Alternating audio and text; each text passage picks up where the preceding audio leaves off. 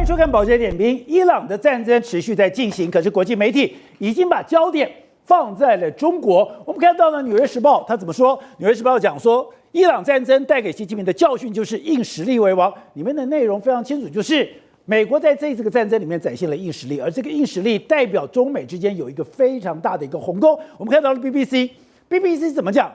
美国到底干了什么？伊朗战争正在动摇中国的雄心，也就是现在看到了美国的一个做法之后，中国如果胆敢犯台，他承受的压力可能不是他能够承受的。连泰都表达说，虽然这一次的伊朗战争带给美国一些压力，虽然让他的兵力有所分散，但是也保护了台湾，也就代表这样的一个战争代表美国是能战的，美国是敢战的，美国是敢挑起战争的，而这样的一个不可控的状况也会带给习近平极大的一个压力。现在美国不断的在持续的施压，而且这个是蒙拿 gam seco 一 gam ligo， 我一方面给伊朗压力，一方面给压力最重的竟然是中国，因为他现在要打一个岛，什么岛？打了一个哈克岛。哈克岛大家不了解，原来这个就在波斯湾里面，这个居然是伊朗非常重要的油源基地。伊朗出口的原油基本上都是透过这个地方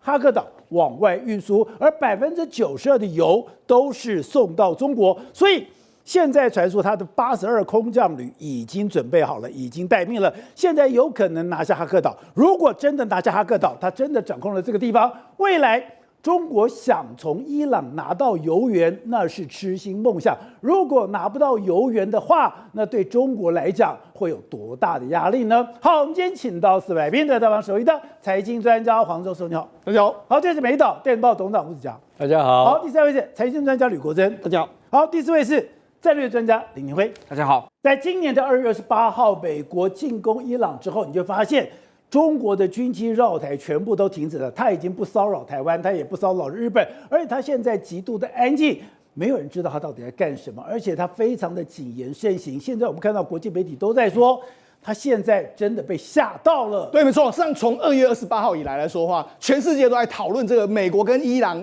发生这个冲突的时候，中国安静无声。安静无声到他连飞机都没有飞到台湾来。对啊，他目前在搞什么，大家完全不知道。好，外媒就看得非常清楚。你看《纽约时报》、还有这个 BBC、还有《Time》杂志都同时点出了一个状况，就是中国在这次的战争中知道他跟美国的硬实力差距非常非常大，所以他现在不敢挑衅。来台湾就是来台湾。以前讲说我大国崛起，是以前讲说我的制造力非常强，是虽然讲说我现在航母已经开始启动，甚至讲说我现在军舰下饺子的速度是全世界第一，但是你从委内瑞拉的战争，从伊朗的战争，双方的差距已经是天差地远了。对，没错。过去呢，习近平也主张说，我要用实力才能够维护和平嘛。他有说什么，我要以武止戈。好，他都讲过这样的话哦。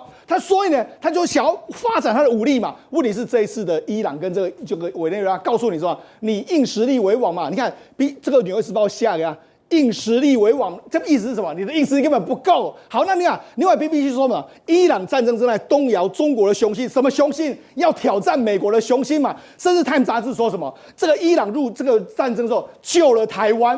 那为什么救了台湾？你看中国飞机走来就没有来。好，那我跟他讲。除了这一次让习近平了解到说呢，中国跟美国的硬实力有差距之外，他还了解到一件事，什么事？川普没有什么事做不出来，所以他现在对川普反而是最难测，因为他现在不知道要做什么，尤其是3月底他就要跟川普见面，在这个状况之下，他要好好的评估啊。你看过去美国总统没有人敢做这种事，川普也自己讲啊，47年来没有一个美国总统敢做这个，我做了，所以他会做什么事不知道。你看他之前还做了一件事，你看哦，前一阵子的时候，2月18号的时候，我们不是曾经讲过吗？美国有这个驻海美军的时候，他闯入了中国的 ADIZ 附近去演戏啊。他从来没有这样子过吗？没有这样过，他从来没有这样。而且那一次呢，南海还跟他抗议说：“你怎么没有跟我讲啊？你怎么就自己飞出去了？”所以就这样，你就知道这一次川普什么都敢做。也就是过去大家都认为说，美国是一个可预期的国家。美国是一个遵守国际秩序的国家，美国是一个自我节制的国家，所以就看到过去他在驻海美军这一块里面，他所有的攻击面向序列全部都对着北方，也就是对着北方，他对的就是北韩，他从来没有往东边这边经过。可是现在美国等于说，美国驻韩司令部一直告诉说，我现在不要对着北方了，我要对着黄海。我要对着黄海就对在哪里？我就对着山东半岛。对着山东半岛再往下走去哪里？再往去就是北京。对，等于说我就是遥指北京。是，那你觉得我只是嘴巴这样讲讲吗？没有，刚刚讲到的那一次，美国跟日本的军演本来要韩国参加，对，韩国不参加，韩国不参加了以后，美日居然怎样？它的军机就这样飞过去了，是 F-18大黄蜂，是直接飞到了美国，飞到了中国的 ADIZ， 对，也就是它的这个所谓的航空识别区，对，把中国给吓死了，对，也就是现在川普要告诉全世界，我就是一个疯子，对，我就是一个疯子，对，没有什么我做不出来的。好，我们今天给大家看一下，韩国飞出去的时候，飞到这个中国这个 ADIZ 在这个位置，这个位置再往北一下就进入北京了，对，所以当然害怕，所以中国人完全吓傻，那韩国也吓傻，南韩自己吓傻，因为他说那个距离不到1000公里，对，他还跟这个驻韩美军抗议哦，川普疯对不对？赫格塞斯何尝不疯？卢比奥疯不疯？疯，每一个都是这样的时候，你就知道说根本就是我完全不知道这一台美国的这个大航空母舰会开往什么地方，对，所以才搞得你看连这个中国都非常非常担心。你看赫格塞斯说什么呢？我们会持续对这个伊朗施压，这是场不公平的战斗，不公平，他哪有什么公不公平？本来就不公平，反正我就是要把你干到底就对了。所以呢，事实上这就是美国现在的态度。那你说看到中国的这个眼睛里面，他当然知道啊，我这时候去触动川普的话，那我不是这个他会做什么事，我完全没法评估。对，所以等于是说，中国的硬实力还有川普的不可测，让中国变得是这样安静无声起来了。而且更重要的是，现在他接下来下的一个棋是把大家给吓坏了，因为现在不是在打伊朗的战争吗？对，除了伊朗的战争，在伊朗的本土上面，他们现在把焦点放在了波斯湾里面的一个小岛，是哈克岛。那这个哈克岛想的，我都还搞不清楚这哈克岛有什么了不起，搞了半天，伊朗92%的原油是从这边出去的。对，如果掌控了这个地方，就掌控了伊朗对外的石油输出。是，但是伊朗的石油输出去哪里？全部都去中国。所以表面上我是要拿下这个岛，而且82空降旅已经准备好了。如果我真的拿下这个岛的时候，伊朗所有的石油输出就掌握在我的手上。对，伊朗的所有的石油输出掌在我手上以后，中国的石油命脉里面有一大部分是掐在我手上的。对，没错。实际上对中国来讲的话，它现在更尴尬是什么？它现在的石油呢，搞不好真的未来有可能会短缺。为什么这样讲呢？第一个，现在这个之前川普都说，我要派地面部队，大家都说不可能。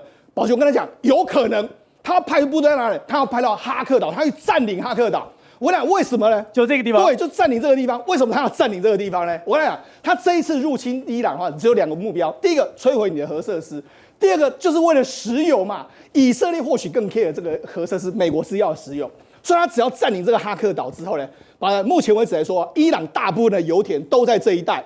所以他们呢，过去都把这个石油呢，这个汇集到这个哈克岛。哈克岛上面有非常多伊朗目前为止大部分的炼油设施、储油设施都在这边，甚至这里面有很多是中国帮他做的。那为什么在这个岛呢？因为这个岛是可以停这种深水的这个油轮，油轮的吃水量很重，所以伊朗的海岸线这么长，对，它就是有这个岛。而且这个岛又距离它的主要油产油区非常多，所以呢，现在呢，川普已经知道，我只要占领这个岛，你伊朗就挂了。伊朗挂我只要让你石油挂点的时候，你的政权就会完蛋，因为你没有任何的资金。难怪我就觉得不可理解，是伊朗这么大的一个国家，你是一个石油输出的国家，你怎么可能说把你95%以上的油全部都单压在哈克尔岛？对，原来说，老婆再看一下，你虽然有这么大的海岸线。可是都是浅水区，是因为油轮是大船，你需要深水重，只有这个地方有深水港，是只有这个地方有深水港，所以你在地理条件上面你跑不掉。对，我们看到，事实上为什么它这个地方，你看这上面来说，整个岛上面有非常密密麻麻的这个建筑物，那这个呢，这其实呢，中国大部分的原油就是从这个地方来。我们就讲，在之前的这个战争之前的话，330万桶的伊朗的月产量，就是里面有80%-90%都是到中国去。这个部分，宝姐没了。那你说对中国要怎么办？那你说没有啊？这个伊朗目前为止，它还有另外一个地方叫贾斯克港。贾斯克港是什么呢？因为他也知道说，我都单压在这个地方很危险嘛，所以他就拉了一个非常长的油管来到这个地方，这叫戈雷贾斯克的这个输油管线。可是问题是，他原本要做这个的时候，结果没想到被怎样？他因为被制裁之后，这个管线没有做出来，所以目前为止也没有办法。所以等于是美国已经知道你的要害在哪里，我只要打下这个地方。第一个，你伊朗可能政权来说没有现金支出了哈，你没有现金的流入，你能够撑多久？好，再来就是说，它也变成是一个，它可以跟你这个画 target。那你说美国为什么不敢上？现在美国不敢站的原因只有一个，因为他不知道这上面来说他有没有买什么炸弹之类的，所以他要评估。评估的时候，如果真的要占领的话，他马上就可以占领了。好，占领下去之后，中国马上就跳脚。那荷姆兹海峡现在又被美国控制啊，所以这样等于是我控制伊朗，我又控制荷姆兹海峡之后，你中国能够拿我怎么办？对，所以说现在中国为什么他很紧张？你看这几天不是开始传出来吗？这个贝森特说：“我未来要求了，你不要再买俄罗斯石油了啦，你买我们美国的石油啦。甚至他说，在战后的话，你就不要买伊朗的石油了啦，你就来买美国的石油了嘛。甚至他们不是说什么，他们还要买这个，他们还不是中国又要买波音的飞机了吗？这些迹象都在告诉你什么？中国在大幅的放软，他根本知道，经过这一次之后，我不但我军事力量打不过你。”我现在石油都完全被你控制住的时候，那我该怎么办？所以他现在要赶紧想下一步该如何下棋。好，所以吴导，现在有一个美国白宫的官员怎么讲？我们现在的目标是什么？我们现在的目标就是我们要把这个油源从恐怖分子的手上给夺了过来。讲白了就是，他现在除了委内瑞拉之外，他也要把伊朗的石油掌控在手上吗？那如果掌控在手上的话，他真的要逼中国，你不要再去买伊朗的石油，你要买我中国的石油。如果他真的要这样干的话，那是一个战略大改变。如果是战略大改变，我才不会在乎这2天荷姆兹海峡到底通不通，我也不会在乎这2天的油价高高跌跌。这我在乎什么？我在乎的是我要根本改变整个全世界的石油版图。这个要回到他当时一开始要派军队去攻打伊朗的理由啊，所以他是个和平破坏者，对，他是个恐怖分子啊，他怎么今天被人家抢人家石油了？对，又不是为了和平去打仗的，我都被他你被他强盗，所以他当时发动2艘航母战斗群的理由，跟今天作战的理由不一样，完全2回事。就是今天露出真实的真面目。你说这今天才是他真的面目？当然，他的真正的面目，我要控制伊朗的石油。当然是这个，他就为了抢石油、抢资源。我讲过一句话，川普啊，只要去2个地方，一个有钱的地方，一个有资源的地方。穷光蛋他不会去打仗的。这个地方多肥呀，对不对？这是肥得不得了。这是第一个，我跟你讲。所以第二个呢，他讲了，川普已经看到这2天的变化，这2天发生最大的变化嘛，就是伊朗为了政权稳定起见，确定了最高领导人是哈姆尼的儿子，跟革命卫队2个结合在一起，掌握政权了嘛。所以这个政权已经稳定了，对不对？政权稳定，然后刚好是川普反对的人出来了，对，就是一个反美的政权出现了，孰可忍孰不可忍啊？川普一定要跟他干，所以关键又回到你刚刚讲的哈克岛嘛，他现在他就轰炸哈克岛，对，他不会去占领，他没有那么神经病，他的2个都他炸油田，打中东里面最重要的一个战略目标就是油田嘛，对，油田是什么？油田就是钞票美金嘛，哈克岛的90%的这个油是卖给中国，中国前2天王毅不是才大声讲话吗？他们的这个2会里面，王毅记者会怎么讲？你还记不记得？我们要跟伊朗买80%的石油，现在被干了，卡住了，不打掉你啊！如果他后面2天，现在第1天今天刚刚宣布最高领导人嘛，对，那你已经跟我等于说跟我反对，是个反美政权嘛，对，那川普要不要动作？而且川普之前讲哦，这个人我是不接受的哦，对啊，那所以他要不要反对？我们要观察未来3天的反应是什么东西。第一个东西，他要不要打哈克岛？他打哈克岛就表示连中国一起得罪下去了嘛。这第一个大动作，就是战争拉高升温，还要升温。他当然，它油价现在已经涨到了快100了，你还给我升温？100，我跟讲那个，可是这就是2个国家赚到嘛，一个美国，一个是俄罗斯嘛。对，所以他不怕这个东西的，他不怕石油涨价，不怕啦，而且他战备储油还没有释出，他他的储备量很大了。然后第二个东西很简单，斩首行动，他斩掉他指挥链。对。那你这个人出来了，对不对？我不赞成你。他这次不会去杀这个最高领导人啊，那个杀的没完没了，对不对？他准备打谁？有生力量嘛？你看他怎么样攻击革命卫队，跟攻击圣城旅，这个名字跑出来这2天。圣城旅跑出来了，苏雷曼尼的圣城旅跑出来了，突然就跑出来了。这个就是他主要的部队的力量。所以整个这个部队被他，所以你看到礼拜6的这个《金融时报》。的一个《金融时报》一个专栏的报道，我看了吓一跳。怎么样？他轰炸他整个部队，他整个轰炸的地区啊，全部在德黑兰。我奇怪，打德黑兰干什么？德黑兰，而且被轰炸的地点全部是革命卫队的主要基地，就是他的通信中心在那边，他的会议中心在那边，那88个人开会在那边开会，所以他的整个的做法，其实礼拜六就知道，他美军已经有情报。你小子准备要选一个反对我的人来当你最高领袖，儿子要出来了。对，所以他早就知道，他就把那个怎么因为《金融时报》怎么可能突然间释放出一堆这种卫星影片啊？每天有几百万张卫星影片，那么准的10几张影片，突然间我看到吓一跳啊！对，因为我看完就是因为我直接那上面是标志的，用在手写的是什么位置，这是什么单位，名称都写得清清楚楚。所以大家礼拜六都知道这个不平静的周末，所以这观察明后天3天的做法，我看这3天的做法里面，他嘴巴里面很狠哦，他还调第3艘航母哦，对，林肯号来了，不连调第3艘航母，不止他还有一个更恶劣的，英国答应他说我有2艘航母要支援你啊，对啊，不用了，他怎么讲？我已经做完了，他说我不需要你，这时候我已经赢了，你再要来，对不对？但你这一次哈。你赶紧别记掉他说 I will remember you， 对不对？他说很嚣张啊，他老神在啊，所以他整个作战的第一个阶段的作战的已经掌握到绝对的空优了嘛，后面的发展其实都不是很重要。我觉得后面就是这个政权的谈判的，还有这些油源啊，还有这些所谓的这些的跟他的资产的分配啊这一类的事情。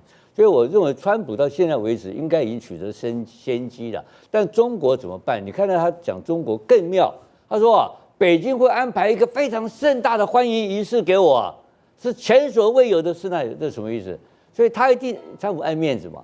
你记不记得以前那个美国那个总统那个下飞机的时候连红毯都没有？那个奥巴马，奥巴马下飞机从中间机腹下来，从鸡屁股下来，然后连红毯都没有。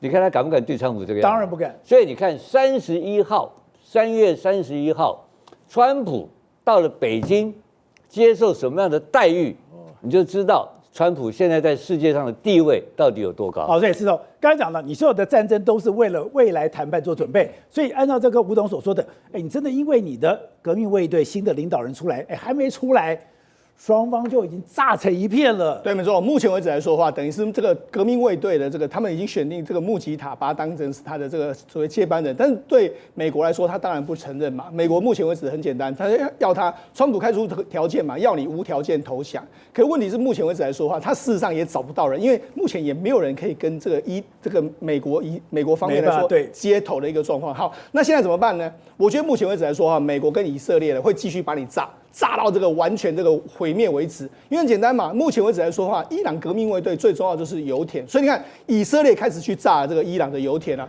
可是其实美国这是这两天炸的，对，可是美国并不希望去炸。为什么美国不希望去炸？因为如果真的一炸的话，它可能油价会短时间飙涨起来，它也不希望飙涨，所以在可控的范围之内来说，我允许你去炸。那样一个状况，那我觉得美国目前为止来说很简单嘛，他就要在川普去见这个习近平之前呢，让油价维持在相对高档的状况，而且让中东维持一个紧张的这个态势。为什么？因为紧张的时候，中国才会害怕哦。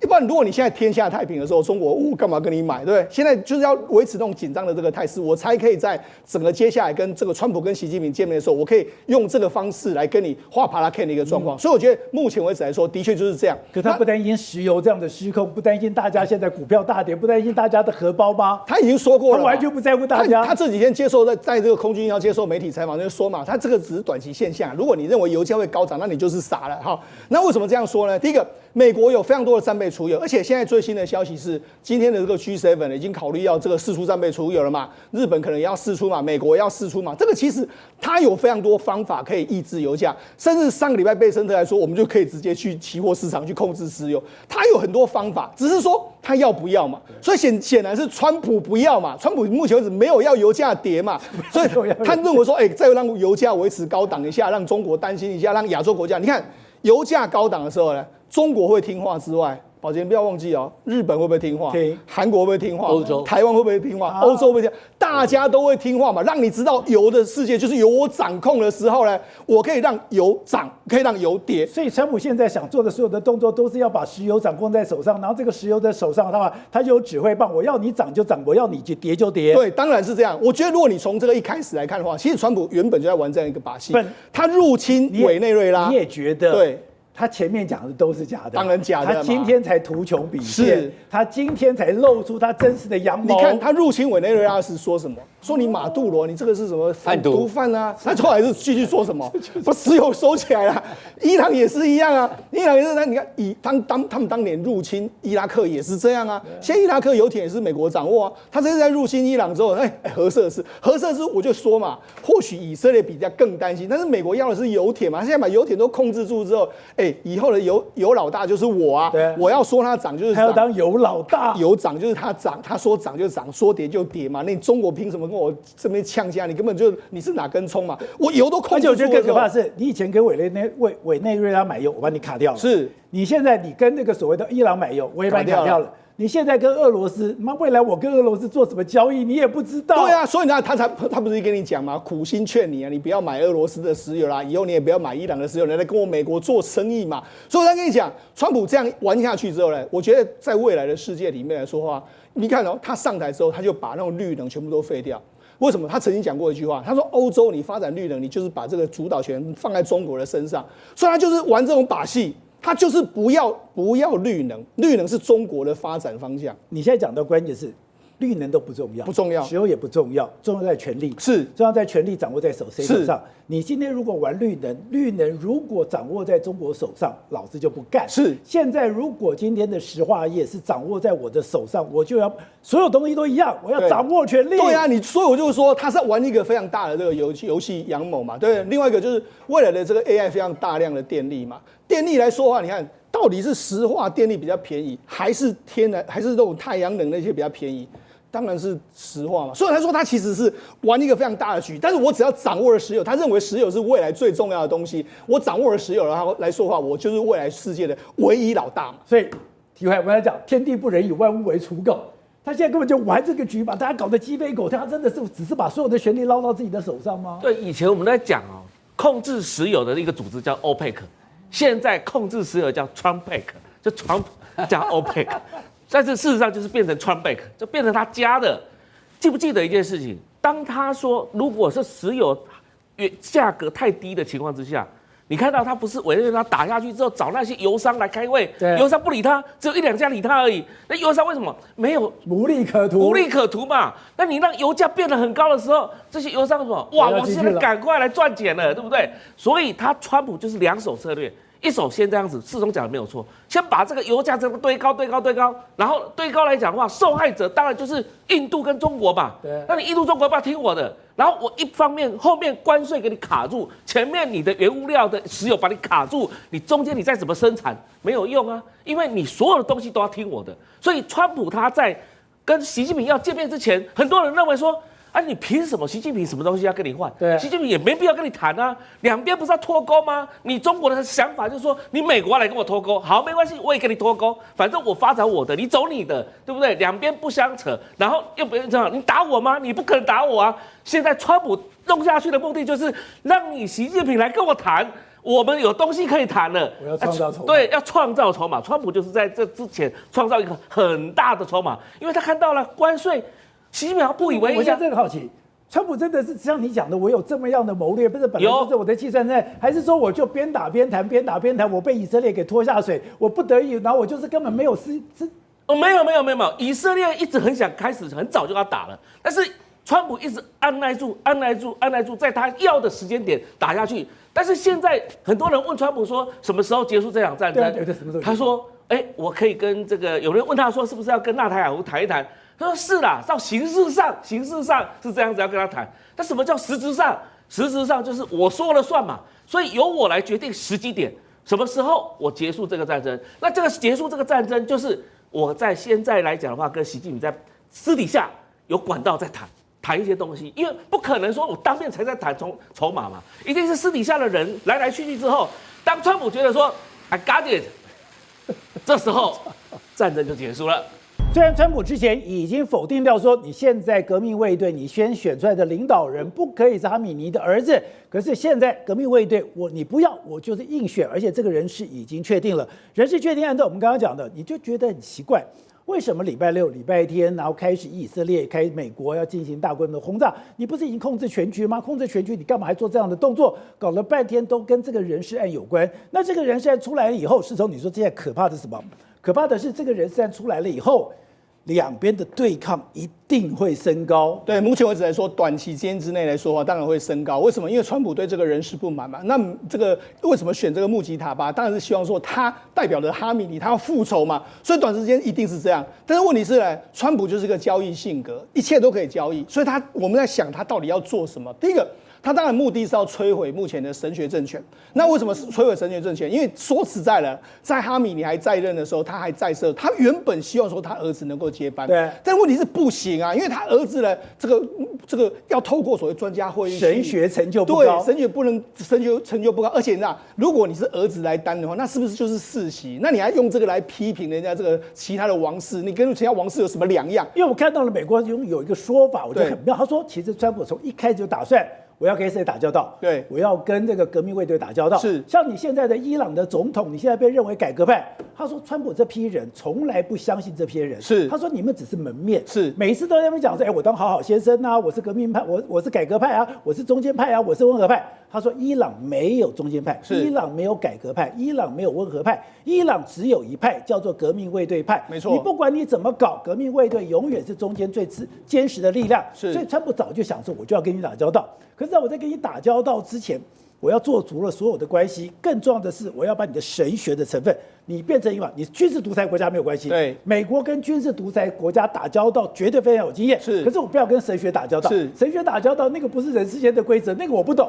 所以现在搞了半天是说，你今天为了图谋石油，这个阳谋出来了。对，第二个就是我真心要打的交易的对象也出来了。对，没错。如果是神学政权的话，神学政权重视的是什么？重视的是意识形态嘛。他可能跟你死磕到底。但是呢，问题是目前为止来说，到底真正掌权这个伊朗的人是谁？当然是革命卫队啊。我们的大家就说嘛，穆吉塔巴可能就是革命卫队推出来的一个表面上的人嘛，对不对？但是呢，他这个所谓川普当然直接要跟革命卫队谈。那跟革命卫队谈的话，现在一个问题是，革命卫队现在最高领导人是谁？不知道。因为这个哈米尼不是在生前的时候就命令革命卫队各自为政了吗？各自为政，你怎么去谈？所以我觉得目前为止来说，川普再想一想看，那我到底可以跟谁交易？好，那跟谁交易之前来说的话，我就讲嘛，神学政权在意的是意识形态。那我问你，革命卫队在意的是什么？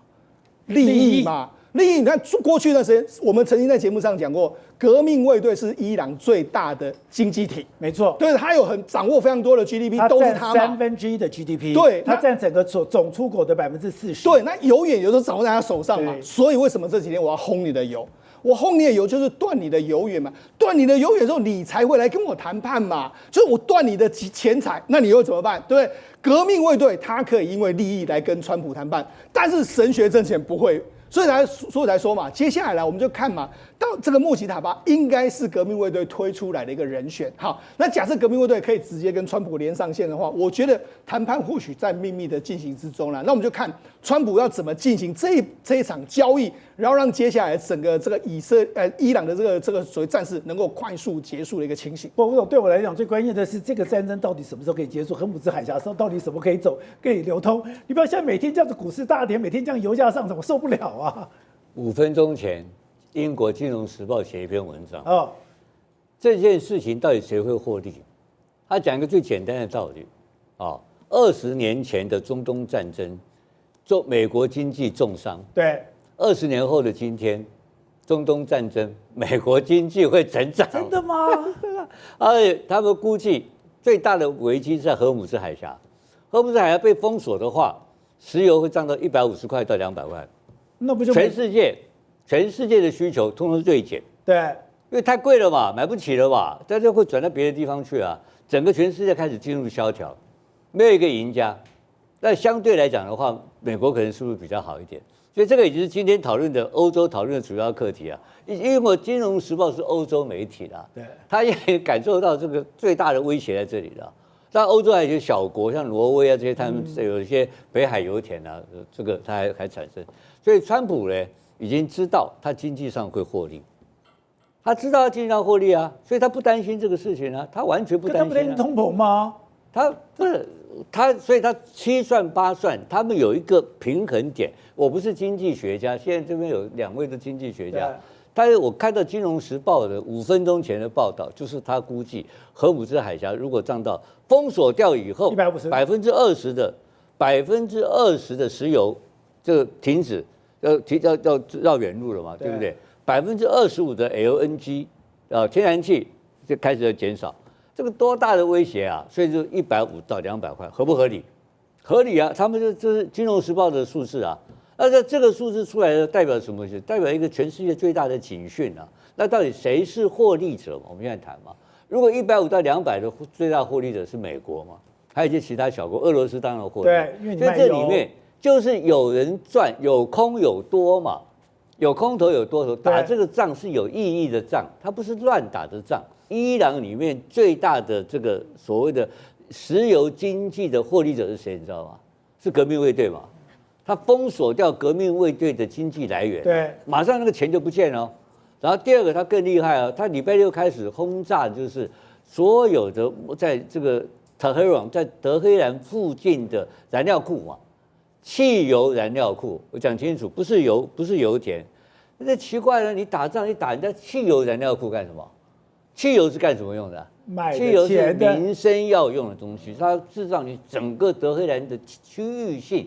地区上的紧张，然后让你的军用的油不能用，你完全你这个革命卫队没有无汽油可用，所以他现在的方法是一步一步，其实他整个焦点还是所在跟这个政权的交易问题，他在逼这个政权一定要跟他投降不可，所以他后面为什么要有第3艘航空母舰？第3艘航空母舰呢，包括你讲的这个101的这个82空降旅，他来把空降军，他们的目的港，他这是预备兵力，对，他不是要打仗用的。他航空母舰来的时候，他可以保护你谁？他保护中东的其他国家。你要知道哦，其实中共在这上面并不是最大，到目前不是最大的输家哦，因为伊朗的石油只占中共的需求的13%而已。那中东最大的是什么？是阿拉伯这些国家最大。而且投资来讲的话，上次世通讲的啊，那个中共答应伊朗要投资4000亿美金啊，到现在为止听说好像只有30几亿而已啊，干真笑嘛，骗他嘛。然后呢，在阿拉伯投资不得了啊，阿拉伯跟他的投资关系啊，所以现在的为什么中共不动手的原因呢、啊？然后俄罗斯也不动手，俄罗斯现在也发财了。对，中共物价上涨，中共跟中东的关系良好，跟阿拉伯关系良好，跟这些逊尼派的关系好的不得了，好像变成什么样？变成整个伊朗变成孤鸟，国际上没有澳元啊，为什么瓮中捉鳖？所以川普为什么嚣张啊？我你拖时间，我你惊你啊！最后你把你饿死掉，德姆的粮食把你封锁了。石油经济把你封锁了，然后你区域你在国内的燃油把你干掉，然后还有斩首行动，继续干。所以在这种情况之下，最后会100%投降，一定被川普拿回伊朗。好，国人，因为这场战争一开始大家想说，一直冲着中国来，他可能觉得不相信，可是一看起来，中国真的已经变成一个非常大的苦主，而且中国这个苦主目前吧，趁你虚要你命。第一个，你的经济成长开始在下滑；第二个是，你很重要的公司，像比亚迪公司、像京东的公司，全部都在赔钱。这个国家是快速在萎缩当中。所以刚才吴总说的嘛，现在全世界经济都会萧条，但是你去看美国，川普一上任以来，他在解决什么问题？解决美元跟美国出口的问题。美国现在能出口什么？第一个是石油、天然气，现在欧洲的天然气40%来自，再来就军工复合体。所以这次他希望什么？开条件跟川习会见面，就是要中国买什么？第一个是买它的石油，石油是他出口的，天然气他出口的，再来买他的波音飞机。所以他开出个条件，卖波音飞机，让他中国来接受的是，我们都知道737 MAX 的飞安记录非常的差，中国还是答应要买以500架的飞机，再加787。不对，他为了要737，他们其实他们搞了一个919， 919时候是中国人的骄傲，他搞了半天，花了这么多的钱，我搞了一个919，说不行，919给我放在那边，你要给我买737。对，737买500架，等于是全世界如果有这个动作，代表什么？美国可以跟全世界说，你以后台湾要买，日本要买，你谁都不能拒绝，还要再买。连中国都买了，中国都买了500架是最大一笔订单，接下来100架的787，以及后续要开发了777XS 这个系列，台湾也要买哦，华航也买了这个架飞机，等于美国川普解决了什么问题？美国的石油出口、天然气出口，还有它军工出口，全部中国都买单了。接下来还有附加条件，就是大豆要买嘛。可中国为什么此刻要它？你看现在正在开了2会，已经看到中国陷入一个很严重的困境，是 GDP 的成长，去年很不容易撑到5%，可是今年因为各省都交不出成绩，说我可以拼到5%。那5是怎么拼出来？去年是靠出口补贴，它让出口撑到1.2兆，1.2兆美金哦，200多兆台币，撑到5%的经济成长，今年撑不住了。我们知道 GDP 要成长要靠什么？要政府、民间投资，要消费。它前面2个都没有，它的消费刚才回到了。为什么大家要看比亚迪？到底为什么是它已经连2季衰退，毛利降到4年来的新低？重点是它现金流，还有它给客户的应收账款，本来2-3个月，现在已经到10几个月了。靠补贴出来出口，现在他自己碰到了，他急于要解决什么问题？他要把他的经济成长的问题，包括出口跟内需能够调好，所以他现在没有本事再跟美国去打这场所谓的关税战跟贸易战，他不这样。他就要接受川普的条件，摆脱了关税战的时候，他才有办法让内需跟出口这2个同时起来，所以他只能默默的吃下。这个条件其实非常的糟糕的条件，他还是接受了。除了比亚迪之外，你还特别提到连京东就可以代表它这整个的内需消费。但是普通内需，他连京东都开始赔了吗？对，代表他怎样？他去年以来，他整个出口是怎么样？发生了什么事情？他的就业成长没有因此而增加，而且他现在陷入一个更严重的困境，是现在包括那个雷军、小米都说什么？我要增加更多的人形机器人，可是人形机器人会增加什么？取代让中国的就业率更低哦，因为它很多的本来低阶的工作已经都没有人做了。如果它再大量补贴，我这里要强调是补贴的方式，补贴机器人去取代那些就业率，它可能内需消费会跟着它，所以反映在京东内需消费拉不起来。所以现在习近平急于什么？他现在去见川普是在创造一个。让自己的执政成绩非常美好，叫做G22大国的梦想，以至于面对交代说国内的成绩的时候，他很难交代。可是如果有这个G2的幻梦，他就可以解决问题。可川普也达到什么？我要解决是美国出口逆差的问题，我要解决美元的问题、美债的问题，也解决了。昨天中午很多人看着都哭了，我们看到了张玉成哭了，看到古林瑞阳哭了，只有一个人玉米觉得，你们在哭什么东西？因为他不知道说台湾有非常长的时间里面。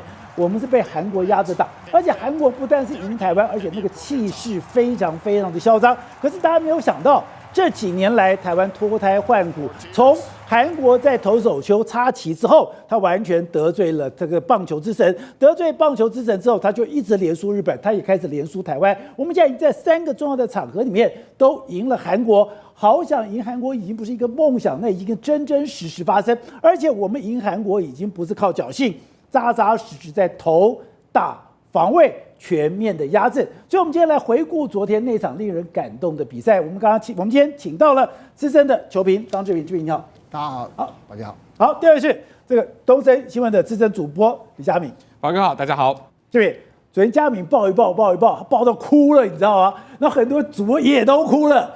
你昨天的心情到底怎样？看到很多人不能理解，说为什么今天赢韩国让台湾人这么样的感动？其实有时候看这场比赛，那个情绪是很纠结，而且是很满的。怎么说呢？就是说我回想到2024的整个12强，我们在对日本那3场球，就是循序渐进，一场一场好，最后我们4-0玩疯了日本。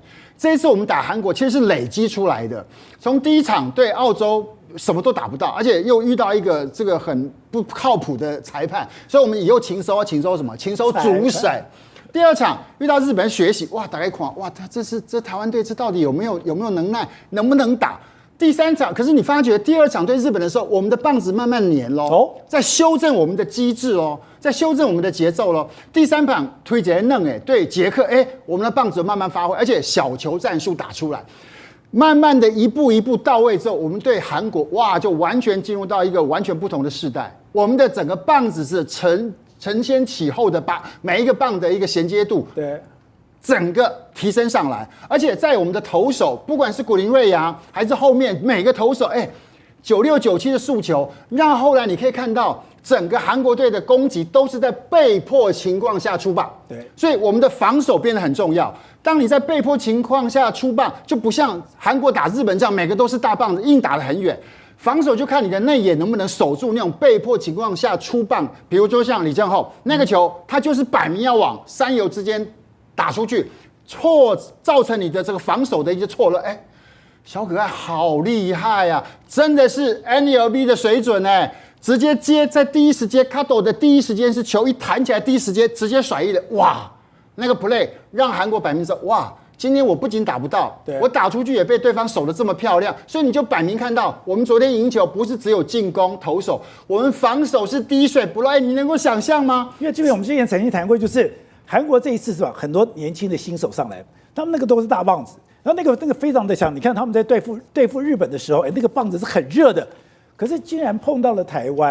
然后碰到台湾的时候，他们讲了一个很妙的话，他说：“我碰到台湾的投手，那个球质、那个球速，还有那个防御，那不比日本差的。”其实你真的去看你真的去看这个古林睿煬在昨天的这个表现，你真的发觉说，哇，他毕竟是在那个季后赛对整个火腿来讲，敢压他去对软银的那个关键。其实那场球原本只让他投一局假性先发，然后我后面换别人，哇，没想到古林越投越好。重点不再只是球质、胆识跟自我的信心，球质每个球又重又准，而且又有极佳的变化球，所以在整个控球稳又有球速的情况之下，日本的一线打者完全打不到。那你说这一次的整个韩国队的明星的阵容比日本的所谓的软银有过之而无不及，可是你可以感觉得出来，他们的挥棒速度是完全跟不上，所以很多球只能够勉强的碰成内野。那我们的内野手的部分，尤其是两个关键人，谁？郑宗哲，还加上小可爱。江坤宇跟郑宗两个人在两个布防的整个相对的位置上的运用跟位置上的协调，让每个球几乎是滴水不漏。所以你就可以感觉出来，这一次我们赢球绝对不是只有所谓的团队之中的投手跟打击，我们的防守跟球商，我真的要强调，尤其郑宗哲，哇，球商超高，他解读比赛的能力是我看过近代台湾的选手当中最高的，他懂得玩球。而且你看他这次是不是先用一个触及短打？对，他在上一届的 WBC 就这样玩过代表他解读场上的一个能力，跟他自己的执行能力超强。所以我们这次赢在什么？小球战术打得什么淋漓尽致，最后也是靠着一个小球战术把人送回来。所以你看到中华队的成长，我真的不得不说，不是只有旅外。我们的基础教育，我们在高中这个阶段的所有的这些高中的名校，所有的教练真的是要谢谢你们，你们把我们的选手教得这么好，每个人的基本功够扎实，让日本队的教练金子成说，哇，台湾队的防守这么好，所以这整个3方面的一个搭配，才能够让这一次的中华队在这种关键时刻没有任何的风险的拿下辛苦的一胜。以前我们的棒球常常被讲说我们都吃锅贴，我们是虽败犹荣。那这个吃锅贴，可是现在我觉得现在可怕在我们只要黏住了，黏住就会一直黏到底。我们不会说我们中间怎么打坏了，我们就开始上志了，就开始拖。没有，你看这一局是黏到最后1秒钟，可是我们现在好像开始热身的速度太慢了。其实你可以感觉出来，就是我们在整个这个很早就已经在整个备战，1月15就整个集合，然后在过年只休了3天4天，马上再回来。可是就内容上来讲，第一场球那真的是讲实在惨不忍睹啦。那当然你也只能说你遇到一个比较特别的裁判，那这个裁判让你的整个机制坏掉了，你的节奏跑掉了。拉不回来了，所以我们一开始是被那个裁判对，所以你可以感觉出来，在第一个 round 难怪那个废仔觉得你这个到底是好坏球？第一个 round 是我们是想要多看，所以你可以感觉到每一个打者都是想要多看几球。可是多看几球，在球数落后之后，发觉这个球应该是坏球的前提，举了就完了。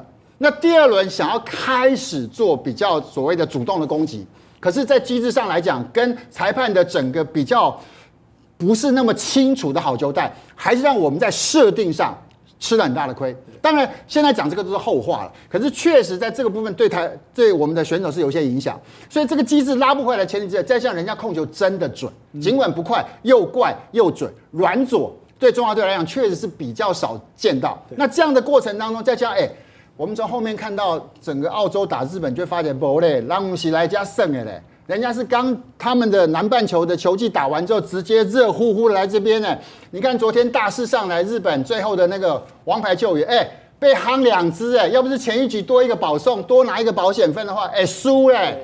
所以你就发觉澳洲在我们之后的整个对战上，我们要很清楚，现在亚洲的态势已经不是台湾、日本、韩国，你要把澳洲放进去，因为澳洲随时已经不是那种关键的破坏可能的黑马。它是随时会动摇国本的一个实力存在，所以我想这场球到目前看起来，当然那一场球的整个太大的变化在说，我们确实是在打击上面是完全没有发挥。他们我看你昨天报的时候呢，抱着你居然就哭了，我还没看你哭过，有这么感动吗？而且你说中间有一个非常关键的，张育成的那支全垒打一打，把他气氛气势全部都打出来了。